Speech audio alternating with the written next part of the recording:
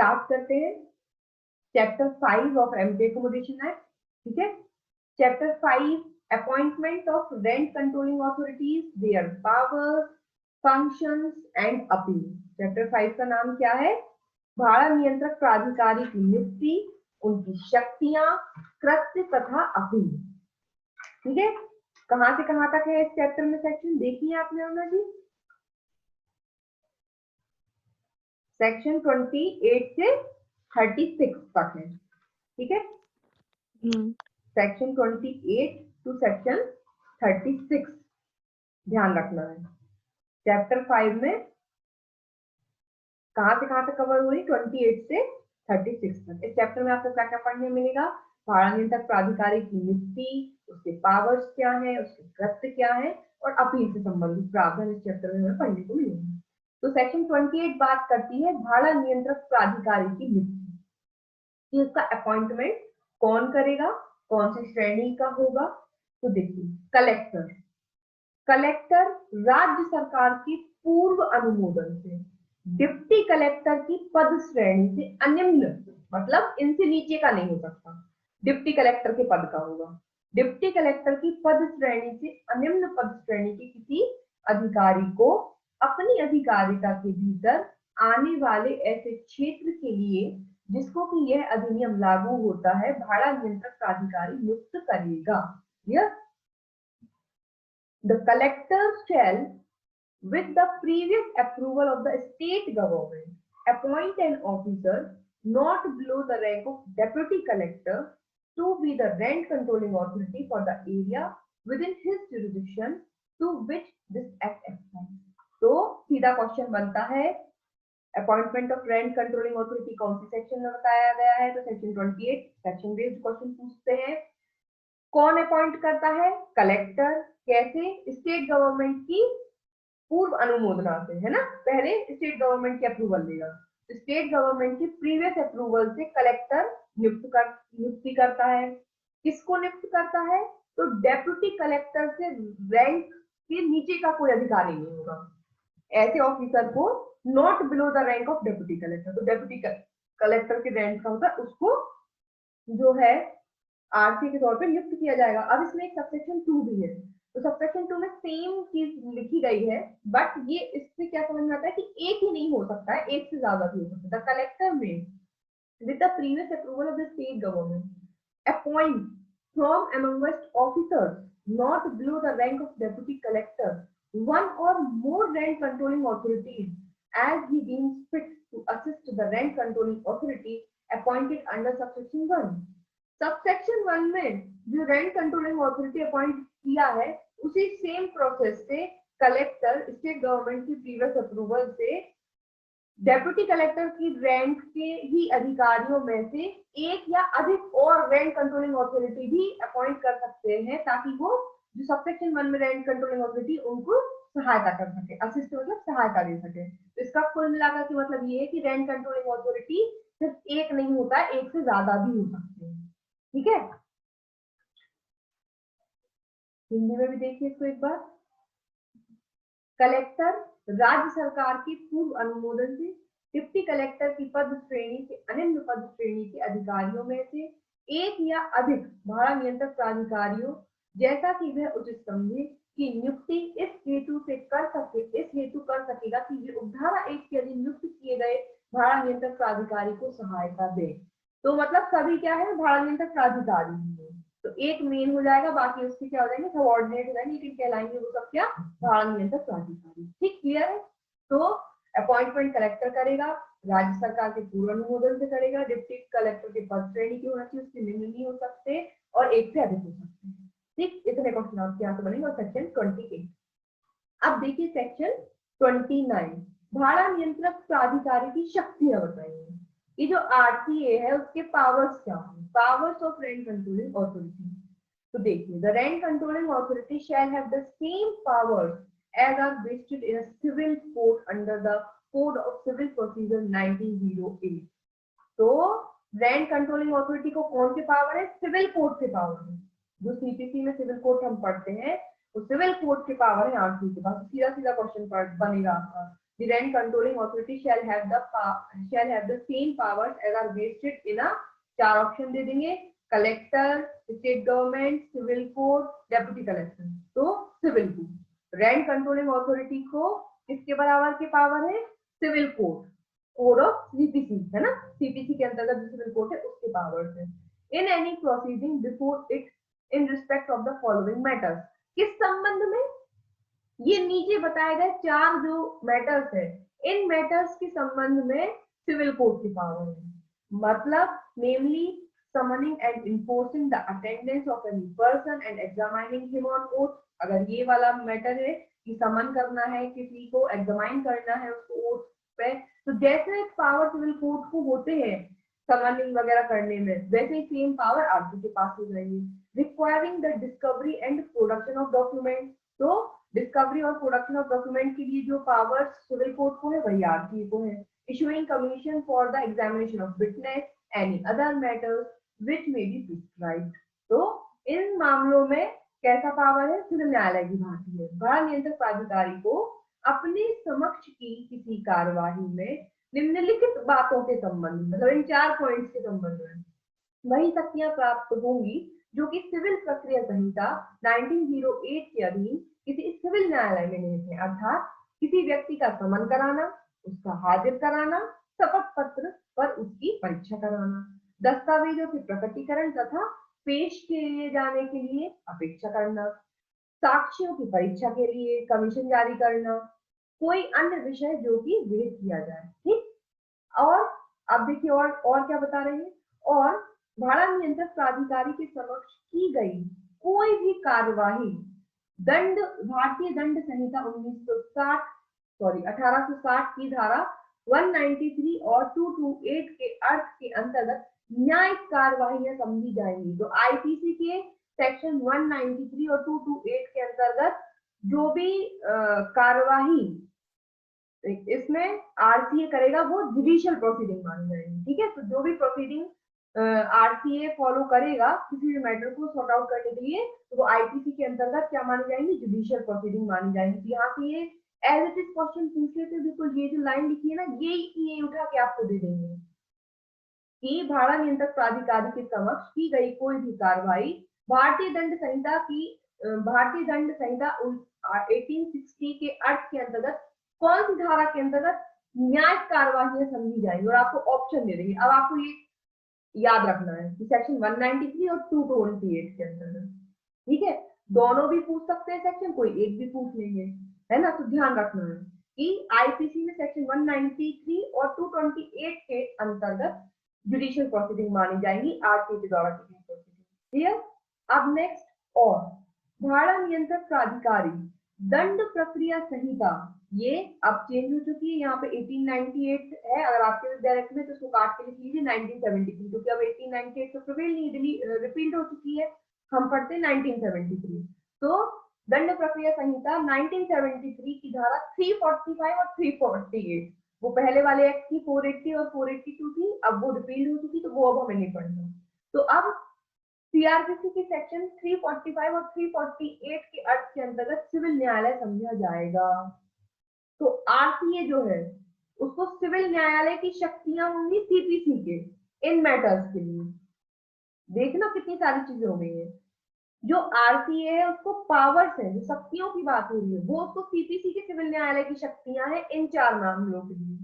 IPC के अंतर्गत जो कार्यवाही है वो जुडिशियल प्रोसीडिंग आईपीसी के अंतर्गत है, और जो पर्टिकुलर आरटीए है खुद वो सिविल न्यायालय समझा जाएगा। मतलब आरटीए अपने आप में सिविल कोर्ट समझा जाएगा। कौन से एक्ट के अंतर्गत? दंड प्रक्रिया संहिता सीआरपीसी की सेक्शन 345 और 348 के अंतर्गत आरटीए सिविल न्यायालय समझा जाएगा, सिविल कोर्ट समझा जाएगा। एक बार फिर देखिए, and any proceeding before RTA shall be deemed to be judicial proceeding within the meaning of section 193 and 228 of IPC, and the rent controlling authority shall be deemed to be a civil court within the meaning of section 480 and 482 of the Code of Criminal Procedure 1973। आप किसी भी act में ध्यान रखिएगा किसी भी act में आपको सीआरपीसी 1898 मिल जाए तो आप उसको आप तुरंत काटा कीजिए। क्यों? क्योंकि देयर एक्ट में वो उन्होंने अमेंडमेंट नहीं किया है, लेकिन अब हम 1898 की नहीं पढ़ते हैं, 1973 की पढ़ते हैं। तो 1973 की सेक्शन 345 और 348, ठीक, यहाँ पे काट के लिख लीजिए, यही है। तो ध्यान रखना है ग्रैंड कंट्रोलिंग अथॉरिटी को कैसे पावर है, सेम सिविल कोर्ट की तरह सीपीसी के अंतर्गत इन 4 मैटर्स के लिए। प्रोसीडिंग जो अपनाएगा वो प्रोसीडिंग कौन सी प्रोसीडिंग है, जुडिशियल प्रोसीडिंग आईपीसी के अंतर्गत सेक्शन 193 और 228 के अंतर्गत। और आरसीए खुद क्या समझा जाएगा, सिविल कोर्ट, लेकिन किसके अंतर्गत, सीआरपीसी की सेक्शन 345 और 348 के अंतर्गत। आरसीए क्या समझा जाएगा, सिविल कोर्ट, ठीक। अब सबसेक्शन 2 देखिए, for the purposes of holding any inquiry or discharging any duty under this act, the rent controlling authority may। अब कोई भी इंक्वायरी करनी है आरसीए को या कोई भी अपनी ड्यूटी करनी है, तो इंक्वायरी करने के लिए, अपनी ड्यूटी फुलफिल करने के लिए आरसीए को क्या करना पड़ेगा, आरसीए जो है वो में after giving not less than 24 hours notice in writing, enter and inspect any accommodation at any time between sunrise and sunset। किसी भी इंक्वायरी को होल्ड करने के लिए आरसीए को कम से कम 24 आवर्स का रिटन नोटिस पहले से देना होगा किसी एकोमोडेशन में एंटर करने के लिए। वहां पे इंस्पेक्शन करना है, किसी के भी मकान में आपको घुसना है, फिर वहां पे जाके इंस्पेक्शन करना है, तो आप ऐसे ही नहीं चले जाएंगे, आपको पहले उसको 24 घंटे का एक लिखित नोटिस सूचना भिजवानी पड़ेगी कि भाई आपके घर में जो है हमें क्या करनी है, इंस्पेक्शन करना है, इंक्वायरी करवानी है। तो 24 आवर्स का नोटिस दिया जाएगा और आप किस समय घुसेंगे किसी के भी घर में, बिटवीन सनराइज एंड सनसेट, मतलब दिन के समय में। सनराइज के पहले नहीं जा सकते आप, सूर्योदय के पहले नहीं जा सकते, सूर्यास्त के बाद नहीं जा सकते, रात के समय आप किसी के घर नहीं जा सकते, दिन के समय जाकर ही आप कोई इंक्वायरी कर पाएंगे। Then by written order require any person to produce for his inspection all such accounts, books or other documents relevant to the inquiry at such time and at such place as may be specified in the order। फिर जो RTA है वो bye written order लिखित आदेश देगा persons को, जो भी books, accounts, document उनको इंस्पेक्शन करना है, तो उसकी इंक्वायरी करनी है, उसके लिए समय बता देगा, स्थान बता देगा और कहेगा कि इस समय और इस स्थान पर आपको ये बुक्स, अकाउंट्स या अदर डॉक्यूमेंट जो है पेश करना है, जिसके लिए भी क्या करना पड़ेगा, रिटन ऑर्डर देना पड़ेगा। ये बोला है सबसेक्शन 2 में। देख लेते हैं एक बार हिंदी में भी। इस अधिनियम के अधीन कोई जांच करने या किसी कर्तव्य का निर्वहन करने के प्रयोजन के लिए भाड़ा नियंत्रक प्राधिकारी कम से कम 24 घंटे की लिखित सूचना देने के पश्चात सूर्योदय या सूर्यास्त के बीच किसी भी समय किसी स्थान में प्रवेश कर सकेगा और उसका निरीक्षण कर सकेगा। मतलब आपको किसी के स्थान में प्रवेश करना है, उसका निरीक्षण करना है, इंस्पेक्शन करना है, तो आपको पहले 24 घंटे पहले लिखित सूचना देनी होगी और आप सूर्योदय या सूर्यास्त के बीच में ही उसके घर में जाएंगे, मतलब दिन के टाइम में, अंधेरा होने के बाद में। देन उसके बाद लिखित आदेश द्वारा किसी व्यक्ति से यह अपेक्षा कर सकेगा कि वह समस्त ऐसे लेखित पुस्तकें, अन्य दस्तावेज जो ऐसी जांच से सुसंगत हो, उनके निरीक्षण के लिए ऐसे समय तथा ऐसे स्थान पर जैसा कि आदेश में निर्दिष्ट किया जाए पेश करें। अब कोई भी अकाउंट बुक, कोई भी डॉक्यूमेंट आपको मंगवाना है तो उसके लिए रिटन ऑर्डर आपको देना पड़ेगा, और रिटन ऑर्डर में आपको डेट और समय और जगह बतानी पड़ेगी, किस समय और किस स्थान पे आप लेकर आइए इंस्पेक्शन करना। ठीक, ये हो गई भाड़ा नियंत्रक प्राधिकारी की क्या शक्तियां हो गई। ठीक, अब देखिए सेक्शन 30। कोई डाउट तो नहीं है इसमें, समझ में आ गई अच्छे से? यस मैम, मैं यूँ पूछ रही थी जैसे कि इसमें दिया हुआ है कि भाड़ा नियंत्रण प्राधिकारी सिविल न्यायालय की प्रक्रिया का अनुसरण करेगा इसके अंदर, है ना? हाँ। और मैडम अपन ने वो एक सेक्शन 23 का क्लोज डी पढ़ा था, वो अपने चैप्टर 3A के लिए, तो उसमें प्रेसिडेंसी लघुवाद न्यायालय अधिनियम के अधीन स्मॉल कोज कोर्ट की शक्तियों का प्रयोग करेगा जांच हाँ करने के लिए। हाँ, वो स्पेशल वो ये लैंडलॉर्ड के लिए था। 3A पे लागू होगा, वो चैप्टर 3A के लिए वो है सिर्फ ओनली, थ्री है ए ना? के लिए है, 3A के प्रोविजन सिर्फ 3A तक ही सीमित है। ठीक है ना? Okay ma'am, okay. अब देखिए सेक्शन 30। सेक्शन 30 में बताया गया है procedure to be followed by rent controlling authority. भाड़ा नियंत्रक प्राधिकारी द्वारा अनुसरित की जाने वाली प्रक्रिया। अब जो प्रोसीजर है, जो प्रक्रिया है, वो कौन सी फॉलो करेगा? तो उसके लिए इसमें देखिए क्या बताया गया है। No order which precisely affects any person shall be made by the rent controlling authority under this act without giving him a reasonable opportunity of showing cause against the order proposed to be made and until his objections, if any, and any evidence he may produce in support of same have been considered by the rent controlling authority.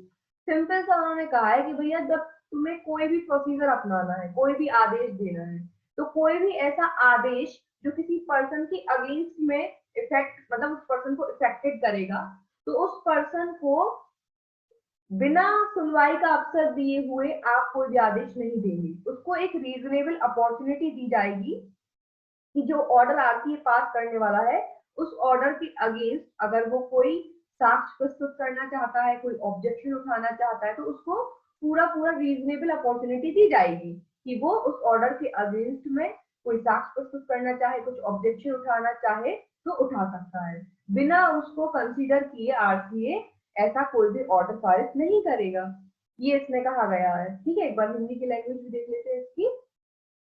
भाड़ा नियंत्रक प्राधिकारी द्वारा इस अधिनियम के अधीन कोई ऐसा आदेश जो किसी व्यक्ति पर प्रतिकूल प्रभाव डालता है, मतलब कोई भी ऐसा ऑर्डर जो एडवर्स इफेक्ट डालेगा पार्टी पे, है ना, ऐसा कोई ऑर्डर देने वाला है आरटीए जिससे किसी पर्सन पर एडवर्स इफेक्ट होगा, तो उस पर्सन को ऐसे आदेश के जिसका कि किया जाना प्रस्तावित है विरुद्ध कारण बतलाने का युक्तियुक्त अवसर दिए बिना तथा तब तक जब तक कि उसकी आपत्तियों पर यदि कोई हो और किसी ऐसे साक्ष्य पर जो कि वह उनके समर्थन में पेश करे, भाड़ा नियंत्रक प्राधिकारी द्वारा विचार न कर लिया गया हो, पारित नहीं किया जाएगा। तो कोई भी ऑर्डर जो आरटीए पारित करेगा, तो वो ऑर्डर यदि जिस पर्सन के अगेंस्ट में है वो उसको एडवर्सली इफेक्ट करने वाला है, तो ऐसा ऑर्डर तब तक नहीं दिया जाएगा जब तक उस पर्सन को रीजनेबल अपॉर्चुनिटी नहीं प्रोवाइड कर दी जाए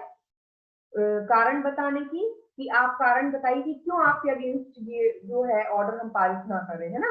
तो जब तक ये एक युक्तियुक्त अपॉर्चुनिटी उसको ना दे दी जाए, या उसने अगर कोई ऑब्जेक्शन उठाया है या उसने कोई एविडेंस सपोर्ट में पेश किया है, तो उस ऑब्जेक्शन और उस एविडेंस पे जब तक आरटीए विचार ना कर ले, जब तक कोई भी ऐसा ऑर्डर पारित नहीं किया। सेक्शन 2 में क्या लिखा है? भाड़ा नियंत्रक प्राधिकारी अपने समक्ष की समस्त कार्यवाहियों में खर्चे के प्रश्न पर विचार करेगा और किसी पक्षकार के पक्ष में या उसके विरुद्ध ऐसे खर्चे अधिनिर्णित करेगा जैसा कि भाड़ा नियंत्रक प्राधिकारी युक्तियुक्त समझे। तो भाई अब जब भी कोई एप्लीकेशन फाइल करते हैं या सूट फाइल करते हैं, तो हम सबको पता है कि खर्चे तो हर उसमें डिसाइड होते हैं, तो इसमें भी यही बताया गया कि जो खर्चे वगैरह वो कौन डिसाइड करेगा? आरटीए ही डिसाइड करेगा, है ना। In all proceedings before it RTA shall consider the question of cost and award such cost to or against any party as the rent controlling authority may consider reasonable। तो खर्चों से संबंधित जितने भी बातें हैं वो कौन डिसाइड करेगा? आरटीए। उतने खर्चे इम्पोज किए जाएंगे, अवॉर्ड करेगा जितना वो रीजनेबल। ठीक, ये हो गया आपकी सेक्शन 30। क्लियर है? कोई डाउट? No ma'am. सेक्शन 31 अभी कंटिन्यू करें या कल पढ़े?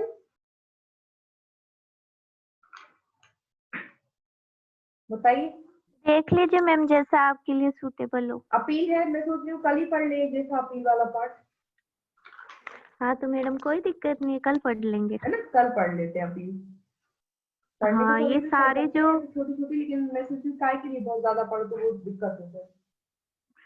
हाँ सही है। ये जो मैडम सारे सीआरपीसी के सेक्शन आए हैं, सारे कंटेम्प्ट वाले ही आए हैं इसमें ना, हाँ 345 और 348। हाँ 345 में वो तीनों कोर्ट आते हैं अपने, ये क्रिमिनल, हाँ, तो सिविल उसमें और वही तो बताया रेवेन्यू। है कि भाई आरटीए है, तो ऐसा थोड़ी कि लोग बात समझने के ये थोड़ी कोर्ट है, ऐसा समझ के उनकी कंटेम्प्ट कर दे, इसलिए स्पेसिफिकली बोल दिया है कि भाई 345 और 348 के प्रावधान लागू हो जाएंगे, अगर कंटेम्प्ट करोगे तो बिल्कुल सिविल कोर्ट ही समझा जाएगा वो, और उसी प्रकार से दंडित किया जाएगा अगर आपने अवमानना की तो। हाँ, और साथ में भाई 348 में इतना बड़ा पद है, डेप्यूटी कलेक्टर का पद है, हाँ, रैंक और कंट्रोलर का मतलब 348 में कौन डेप्यूटी कलेक्टर है मतलब। सही है, 348 में माफी मांगे जाने पे उसको डिस्चार्ज भी कर सकता है ये। पूरा प्रावधान लागू होगा 345 और 348 का सेम। हम्म। ठीक है ना। हाँ, यहाँ पे और वहाँ पे ध्यान रखना पड़ेगा, एक प्रोसेस यहाँ पे भी है इसका और एक प्रोसेस यहाँ पे भी है।